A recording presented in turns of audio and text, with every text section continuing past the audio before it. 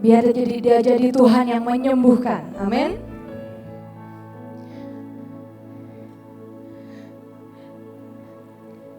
Kak Home sudah men-sharingkan dengan sangat luar biasa tentang penyembahan.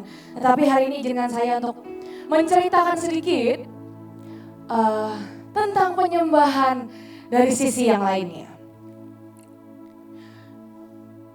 Saya akan memulai dengan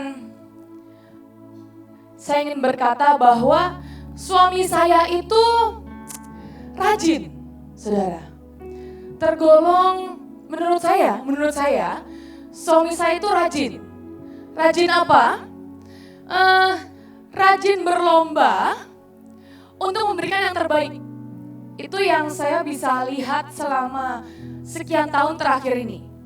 Kenapa? Karena buat saya gini ya. Biasa kan kalau kita khotbah nyiapinnya H-1, saya sering kali begitu. Atau enggak minimal H-2 nyiapin. Kemarin suami saya khotbah hari Minggu, nyiapinnya udah dari hari Senin dan hari Selasa. Bahkan kalau ada khotbah bulan-bulan depannya, dia sudah riset saudara. Sudah riset dari bulan-bulan sebelumnya. Tidak berhenti sampai di situ. Biasanya dia melakukan, ini kok jadi muji-muji suami ya, tapi gak apa-apa lah ya. Ini bagian dalam firman Tuhan. Dan waktu kita mau mempersiapkan sebuah tarian atau persembahan acara untuk Tuhan, dia akan sangat sibuk, sangat lebih awal. Yang lain belum ngapa-ngapain gitu rasanya. Mau perginya masih November gitu misalkan, kita udah suruh isi cawan dari sekarang. Masih perginya 2 bulan lagi, kita suruh puasa dari sekarang gitu. Tapi itulah suami saya. Menurut saya dia adalah orang yang cukup rajin untuk berlomba memberikan yang terbaik.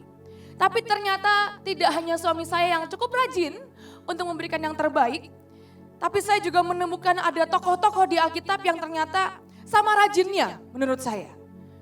Dengan suami saya. Mari sama-sama kita buka di Markus 14. Ayat yang ketiga.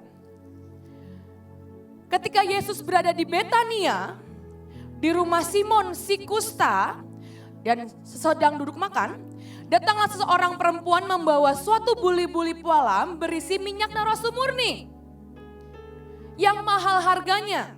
Setelah dipecahkannya leher buli-buli itu, dicurahkannya minyak itu ke atas kepala Yesus. Kisahnya kelihatannya tidak ada rajin-rajinnya. Kisahnya hanya yang seringkali kita tahu bahwa dia memecahkan buli-buli, menuangkan minyak di kaki Yesus dan mengurapi Yesus. Tapi setelah saya merenungkan, ternyata memberikan yang terbaik atau memberikan sebuah persembahan, ternyata itu bukan sebuah perjalanan pendek, saudara. Yang suami saya lakukan setiap kali dia mau khotbah, dia akan riset. Dia akan minta semua anak-anaknya riset tentang satu ayat, tentang satu kisah. Seminggu bahkan 2 minggu sebelum dia mau khotbah. 2 minggu sebelum. Jadi tentang memberikan yang terbaik ternyata it's not a short journey. It's a long journey. Ada sebuah perjalanan panjang yang dilewati. Hari itu perempuan itu membawa pualam berisi minyak yang menurut sejarah itu adalah hasil kerja 1 tahun saudara. Jadi waktu kita bilang nih Tuhan, aku ini ingin memberikan kamu sebuah persembahan. Aku ini ingin memberikan kamu yang terbaik Tuhan dari hidupku. Itu bukan cuma pada occasion tertentu ternyata. Tapi memberikan yang terbaik itu seperti menyiapkan tetes demi tetes minyak yang disimpan sama perempuan ini. Itu hasil kerja 1 tahun saudara. 1 tahun. Hasil kerja 1 tahun. Dia harus kumpulkan sedikit demi sedikit. Sedikit demi sedikit sampai itu jadi 1 botol 1 tahun. Untuk memberikan persembahan ternyata it's a long journey.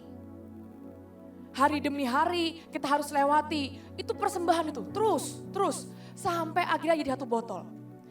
Saya tuh mengajar di Hananel Cinta. Di Hananel Cinta saya bukan pengkhotbah saudara. Tapi saya ini pemimpin penari. Nah setiap hari Rabu kami ini kumpul. Setiap hari Rabu kami selalu ada kumpul pemuritan nari, rutin. Percayalah dari Bekasi ke Jakarta perjalanan tidak pendek. Apalagi kami itu berangkat jam 5 sore. Jadi kita saingan sama orang pulang kerja.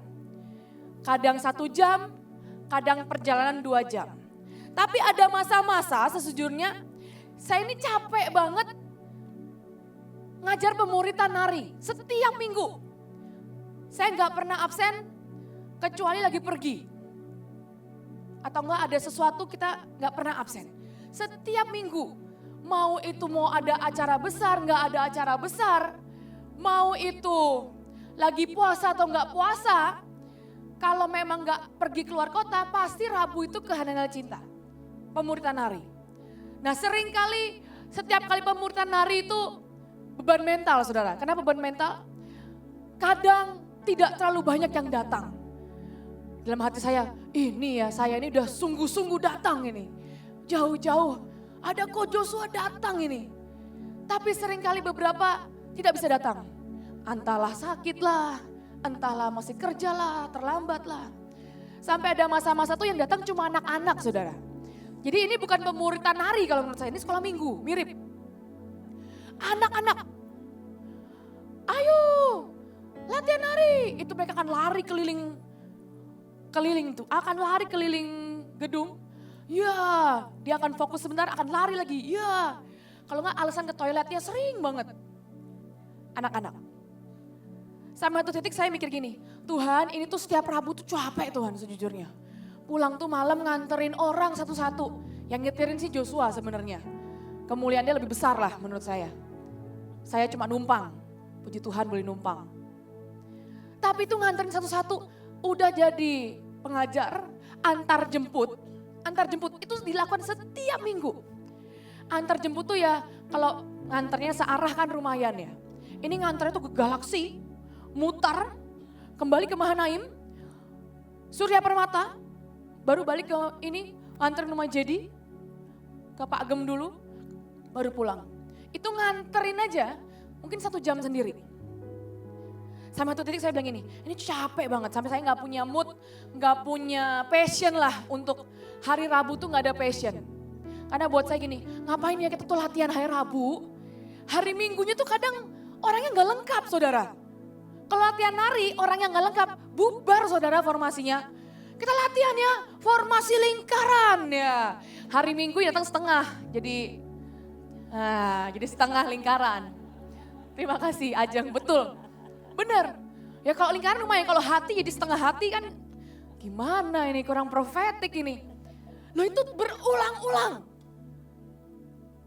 Tahun demi tahun. Saya tuh dihancin tuh dari sejak kapan ya? 2000? Enggak, sebelum kita kuliah, 2012.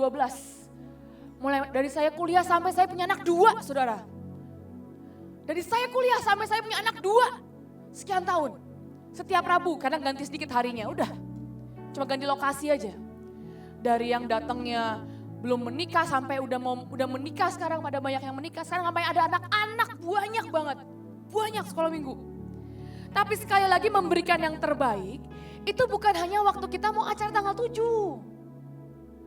Memberikan yang terbaik bukan waktu cuma, ya untuk hari Minggu lah kita mau latihan. Tapi cawan yang diisi setiap hari Rabu, itu untuk nanti suatu momen Tuhan mau memberikan persembahan, kita bisa kasih yang Tuhan suka. Dan tiba-tiba buli-buli minyak kita sudah penuh. Yang dilakukan hari demi hari itu loh, Rabu itu loh, setiap Rabu. Loh kadang tuh capek loh, sungguhan, padat baru pulang, besoknya berangkat lagi, pagi-pagi doa. Australia, Kamis. Jadi kalau malam Rabu itu sampai tengah malam udah ngantuk. Wah berusaha. Pagi-pagi jam 7 harus doa lagi di Maligai. Itu bahasanya bangunnya tuh kayak nyeret badan saudara, seringkali. Tapi itu adalah proses dalam memberikan yang terbaik. Bukan cuma waktu mau acara, kita langsung wah puasa gas. Tapi memberikan yang terbaik tuh hari demi hari itu loh. Hari Senin dopak ini loh. Kalau buat saya gini ya, kalau KG acara besar, yang bersaing menyenangkan hari Tuhan tuh banyak. Karena semua fokus. Cuma kalau hari Senin dan Sabtu, kebaktian kita mungkin yang rutin, saingan kita dikit saudara. Itu menurut saya. Jadi kalau kita memberikan yang terbaik di hari Senin, di hari Sabtu, kemungkinan menang tuh besar. Itu menurut saya, teori saya. Jadi memberikan yang terbaik itu dari Senin, Sabtu, Senin, Sabtu, Senin, Sabtu. Itu terus. Bahkan kalau kita ini kan doa gak cuma Senin, Sabtu ya. Kita kan berdoa itu kan hampir setiap hari. Kalau saya lihat keliling Mahanaim tuh nanti CS lagi doa di atap. Nanti menera doa-doa setiap hari. Memberikan yang terbaik tidak hanya hari Sabtu atau hari Minggu. Tetapi setiap hari nyicil. Nyicil minyak itu dicicil. Sampai suatu saat Tuhan ini loh. Minyak setahun ini loh. Minyak setahun. Minyak setahun. Yang kedua adalah Pengkhotbah 10 ayat yang pertama. Tapi minyak yang kita kumpulkan itu seringkali bisa rusak. Pengkhotbah 10 ayat yang pertama. Lalat yang mati menyebabkan urapan dari pembuat urapan berbau busuk. Demikian juga sedikit kebodohan lebih berpengaruh daripada hikmat dan kehormatan. Yang kita kumpulin setahun itu loh. Kadang lalat mati itu menyebabkan urapan tuh berbau busuk. Saya mau sedikit pengakuan dosa saudara. Kemarin waktu acara tanggal 7 kami panggilan raja, tarian kita itu seperti konfeti kalau kata Pak Joshua. Kenapa kayak konfeti? Konfeti tahu saudara? Yang kalau diledakkan das, rame. Tapi saya sadar waktu ditegur oleh Pak Joshua, Kesia, tarian kita tuh kayak konfeti, kamu tahu nggak? Saya mikir kenapa konfeti itu bagusnya atau berantakannya saya bilang. Kalau berantakannya sih wah beneran sungguhan itu kayak konfeti bener warna-warni semua ya. Gak kelihatan siapa yang nari saudara menurut saya. Pokoknya semua campur semua masuk angkat pita semua warna-warni. Tapi ternyata yang kayak konfeti bukan tariannya juga. Tapi hati saya kayak konfeti. Jadi waktu tarian itu kayak saya ada miskom sama Pak Jos. Harusnya dibagi lebih awal ternyata saya tungguin. Pak Joshua manggil beberapa orang lah untuk dibagikan hadiah. Itu waktu dibilang baginya sekarang, itu rasanya saya mau kayak konfeti saudara. Bukan cuma tariannya kayak konfeti, muka saya juga menjadi kayak konfeti. Untung gak hancur. Itu saya berusaha menenangkan diri, tenang. Biar gak kayak konfeti. Joshua tuh bilang gini, kita tuh udah kerja loh Kes, 3 bulan. Untuk mempersiapkan tarian raja, semua disuruh kerja. Sampai Mial pun disuruh kerja, jualan puding. Mbak saya di rumah saya suruh jualan telur, nawarin ke tetangga-tetangga, suruh kerja, semua disuruh kerja 3 bulan. Tapi seringkali satu titik di ending, waktu saya responnya salah, itu bisa menyebabkan jadi kayak konfeti saudara. Puji Tuhan, Tuhan tuh baik. Puji Tuhan tuh baik. Ya udahlah gak apa-apa konfeti ku nikmati juga lah. Mukamu yang kayak konfeti itu ku nikmati juga lah. Tapi seringkali lalat yang mati menyebabkan urapan dari pembuat urapan berbau busuk. Yang kedua adalah tentang memberikan yang terbaik adalah tentang anak sulung domba. Kejadian 4 ayat 3-4. Setelah beberapa waktu lamanya maka Kain mempersembahkan sebagian dari hasil tanah kepada Tuhan sebagai korban persembahan. Habel juga mempersembahkan korban persembahan dari anak sulung kambing dombanya, yakni lemak-lemaknya. Maka Tuhan mengindahkan Habel dan korban persembahannya itu. Kalau diselidiki, kalau kita lihat ini nih, oh Tuhan lebih suka daging, enggak juga sih. Anak sulung domba itu harus dirawat minimal dikandung tuh 5 bulan. Nanti begitu usia 1 tahun itu dipersembahkan.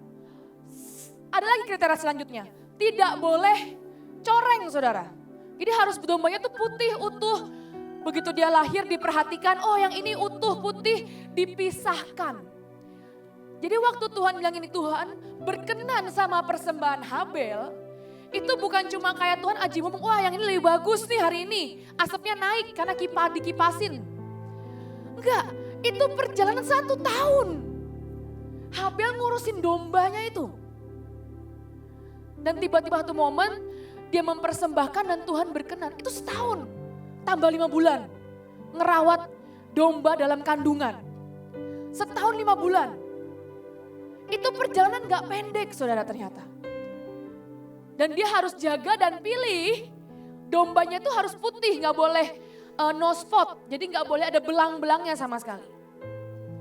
Itu domba yang bisa dipersembahkan kepada Tuhan. Menurut saya gini ya, seringkali kan kita ini suka bergaulnya sama yang belang-belang. Yang belang-belang itu apa ya, menurut saya yang suka gosip ya. Yang suka ngomongin orang, itu belang-belang menurut saya. Tapi saya tuh belajar ya. Waktu saya masih kecil, masih saya SMP, teman-teman penari saya itu bermain dengan teman-teman sebayanya. Puji Tuhan dulu saya aneh saudara. Kenapa saya aneh? Saya kurang bisa komunikasi dengan orang. Jadi kalau saya tuh berpikir kalau saya ngelucu orang suka sama saya. Jadi saya semakin ngelucu. Ternyata orang gak suka sama saya kalau saya ngelucu karena gak lucu saudara. Jadi saya gak punya teman. Saya mencoba untuk mendekati teman-teman saya dengan saya ngomong terus. Saya berharap kalau saya ngomong tuh artinya ada komunikasi di antara kita. Ternyata salah juga. Semakin saya komunikasi ngomong terus, teman saya masa terganggu. Ini orang cerewet banget ngomong terus. Alhasil saya gak punya teman dulu. Jadi saya temenannya sama Cinike dulu. Cinike di mana? Dan Randy. Itu hanya teman saya, dua-duanya teman saya dari saya sekolah. Kalau di sekolah di kelas, saya tuh dianggapnya, kamu tuh Kesya kalau jalan kayak terbang, ngambang. Kenapa ngambang? Karena pelayanan terus. Belajar dikit kayak ngeles katanya gitu. Tapi teman baik saya tuh Randy, dari zaman saya sekolah SMA. Cuma dia satu-satunya yang sanggup melewati keanehan dan kefrikan saya. Tapi sebenarnya kalau menurut saya karena kita sama-sama aneh saudara. Maaf Randy, tapi iya kan Ren, kan temen ya Ren. Kamu gak bawa buku, aku pinjemin loh Ren, ya kan. Tapi menurut saya itu karena kita sama-sama aneh, cocoklah kita. Jadi yang lain tuh bergaulnya itu tiktokan, pergi ke mall nonton. Saya inget banget mereka pergi nonton diam-diam gak ajak saya saudara. Saya tuh tahu, pura-pura gak tahu biar gak kayak menyedihkannya tuh double gitu ya. Saya pura-pura gak tahu aja. Terus saya diajak sama Cinike ke sanggar saudara. Yang lain diajak nonton. Ada nonton, tapi jangan ajak Kesya ya. Jangan kasih tahuan. Ya saya juga denger ya kan kencang ya ngomongnya ya. Tapi saya diajak Cinike ke sanggar. Nyuci baju saudara. Kesya kosong kan? Kan Cinike gitu ya semangat. Pokoknya Cinike itu semua orang harus pada tempatnya dan bekerja. Pokoknya Cinike gitu. Kesya kosong kan? Gak diajak nonton ya katanya gitu kan. Tahu aja gak diajak nonton, bener gak diajak nonton. Disuruh nyuci itu loh, nyuci baju. Kan kalau zaman dulu tuh kita irit saudara. Jadi kalau jubah itu kan bawahnya itu kan kotor, hitam-hitam. Karena kita pakai arak-arakan. Digosokin satu-satu saudara. Dikucekin bawahnya doang dikucekin. Karena kalau atasnya dikucek, brodol katanya. Jangan, pelan-pelan. Pakai sikat gigi. Gitu lama banget gak selesai saya ya. Ini gimana, kelarnya kapan ini ya. Gak nonton, disuruh gosok sikatin jubah. Suruh jahit, saya udah jahit saudara ujung ke ujung. Kebalik ke jahitan saya semua saudara. Ternyata jahit itu butuh skill. Saya baru ngerti itu. Yang sampai yang jahitin jubah saya pertama tuh Kak Obed, saya ingat banget di pesawat. Kenapa? Karena saya jahit semuanya miring saudara. Cuma nempel bordiran miring saudara. Ternyata tuh butuh belajar, jahit pun butuh belajar. Memberikan yang terbaik dalam menjahit. Butuh belajar, butuh proses. Tapi saya sadar, saya ini tidak dibiarkan untuk bergaul dengan orang yang belang-belang saudara. Teman-teman saya suka gosipin, suka ngomongin Cinike dulu. Ya Ren ya. Saya karena aneh, jadi saya gak diterima di kelompok itu, puji Tuhan. Tapi saya jadi dipisahkan. Tapi itu pilihan seringkali dalam kehidupan kita. Bisa gak? Atau kita tuh mau duduk sama yang belang-belang. Loh, dombanya Yakub aja ngeliat yang belang-belang terus jadi belang saudara. Loh, gak sih? Dia cuma ngeliat yang belang-belang. Jadi belang. Cuma ngeliat. Ngobrol pun gak, masa domba yang ngobrol sama tongkat. Halo tongkat, iya domba, kamu belang ya? Iya aku belang. Kan enggak. Ngobrol pun tidak, cuma bersama-sama. Dilihat, ini kalau kamu tuh duduk dengan orang yang salah itu lama-lama ntar. Kamu berhadapan melihat orang yang salah, lama-lama salah. Salah itu. Makanya kalau saya bilang sama anak rock ya, kamu tuh ya kalau mau upgrade, yang pertama kali kamu harus lakukan adalah ganti tuh loh circle-mu. Sekelilingmu tuh loh diganti tuh loh. Main sama Buin gitu loh tuh. Siapa yang berani main sama Buin? Daftar. Main sama Buin gitu loh. Yakin hidupmu berubah, gak belang kamu pasti. Yakin aku. Mau yang belang digosok sama ibu pasti. Sampai putih. Dikelantang kalau bahasa Jawanya.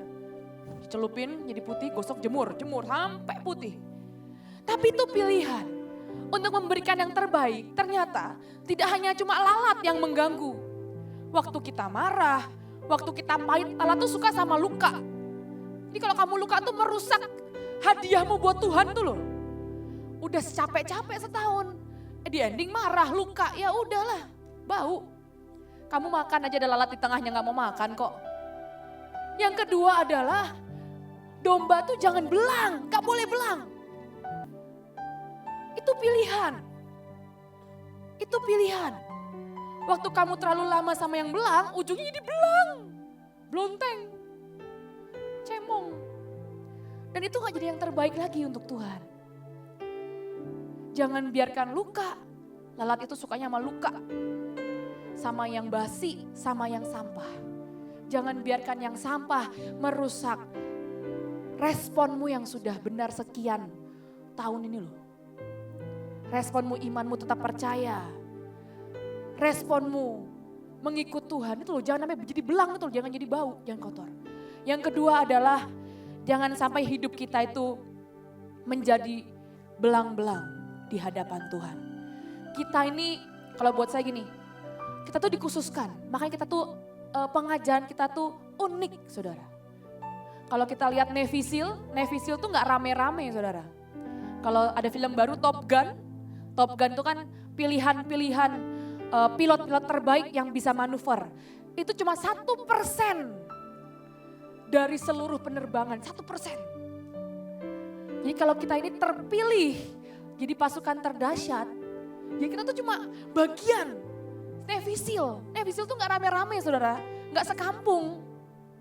Namanya juga Navy Seal, pilihan.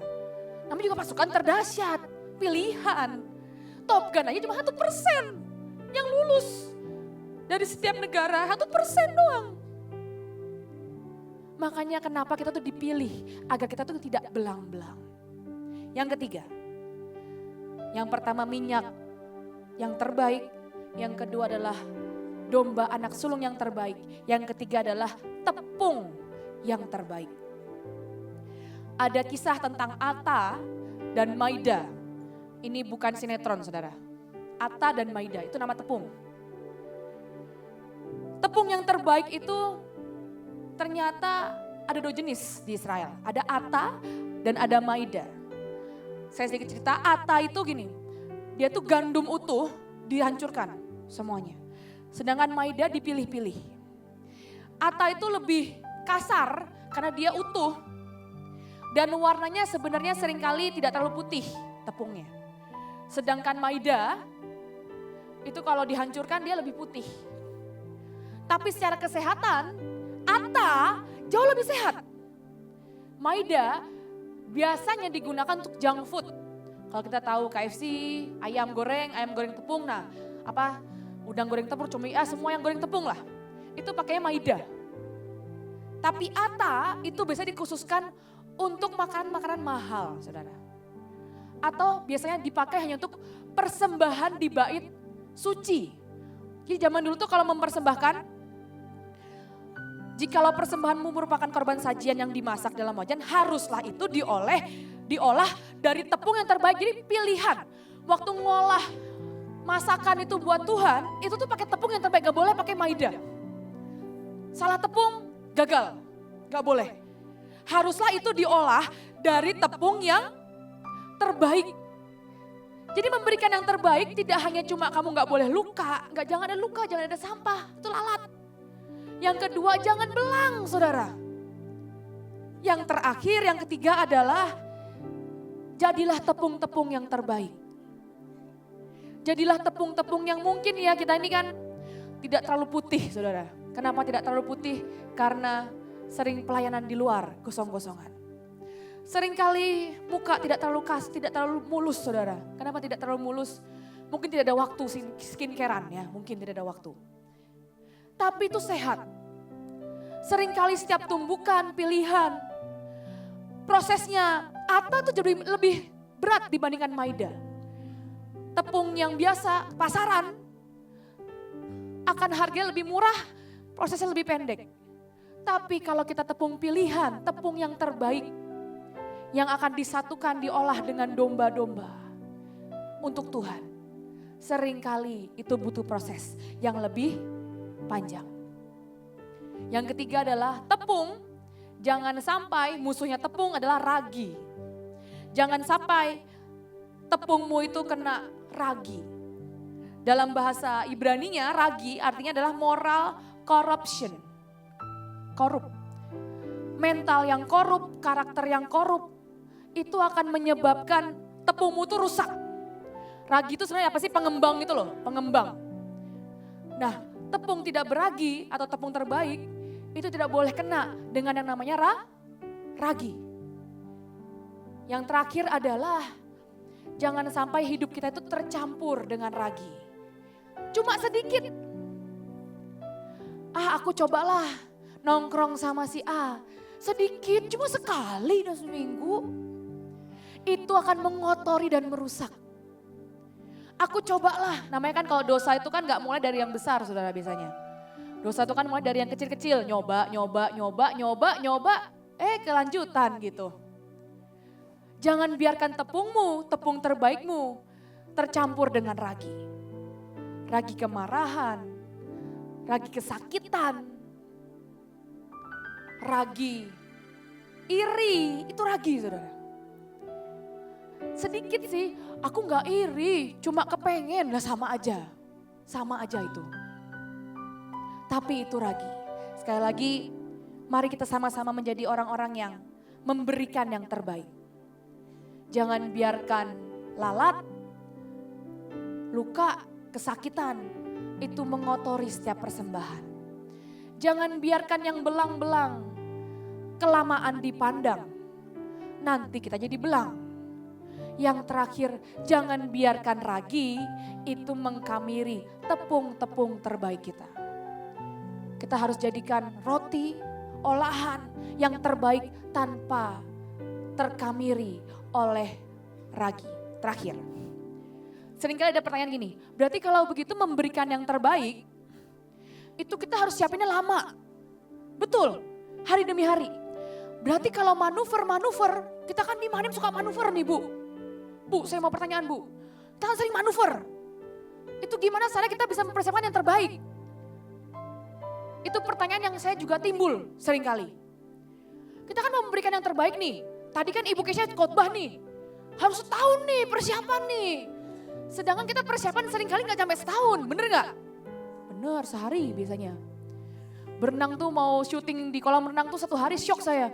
Wah mau berenang 1 hari, yaudah siapin. Tapi saya belajar, saya merenungkan juga ke Tuhan. Tuhan, terus kalau kita tuh suka manuver-manuver, gimana caranya kita memberikan yang terbaik untuk kita manuver? Tuhan bilang gini, kalau pilot manuver, kamu pikir dia gak latihan sekian minggu dan sekian hari? Ya juga, berarti orang yang jago manuver, harusnya dia tuh makin lebih sering hari demi harinya dipakai untuk latihan. Saya baru sadar, iya benar. Kalau kita tuh makin manuver, berarti semakin setiap hari, kita harus makin latihan setiap hari. Pak Jos tuh pagi-pagi tuh bangun jam 5 saudara. Saya gak sanggup mengikutinya bangun jam 5. Nyiapin khotbah, belum juga ada panggilan khotbah. Nyiapin khotbah, saya coba ngikutin yang itunya dulu lah. Pulang dari Samarinda pelayanan, dia bilang gini, saya terlalu banyak dengar khotbah. Saya perlu mendengarkan khotbah. Dia dengerin khotbah. di bandara sembari ngajak main meal, multitasking sungguh. Tapi kalau kita ini orang-orang yang akan dipakai Tuhan untuk manuver, memberikan yang terbaik itu harus hari demi hari. Agar kita tiba-tiba terlatih. Paling gampang gini deh, kalau kamu penari, kita bukan nggak biasa nari, kamu pegang banner aja. Cobalah main banner kanan kiri. Gak gampang saudara. Ketiup angin jatuh iya. Kita bukan penari, kita angkat sayap aja, kerup sayap. Sayap kerup. Itu cobalah angkat semenit aja. Muter, atau paling kita yang jatuh, muter, pusing. Semakin kita manuver, karena kita Mahanaim, kita ini Navy SEAL, orang yang akan dibawa Tuhan sangat cepat. Kita harus lakukan itu day by day. Nyicil day by day. Isi cawan tuh nyicil. Jangan kejar target, jangan mepet-mepet. Nyicil. Nanti ke depan tiba-tiba ada misi kemana, kita udah siap untuk manuver. Tiba-tiba kita harus pergi kemana, kita udah siap untuk manuver. Sekali lagi, memberikan yang terbaik. Jangan biarkan luka mengkamiri. Jangan biarkan yang belang-belang mengotori. Jangan biarkan ragi yang kecil itu merusak hidupmu. Terima kasih, Tuhan Yesus memberkati.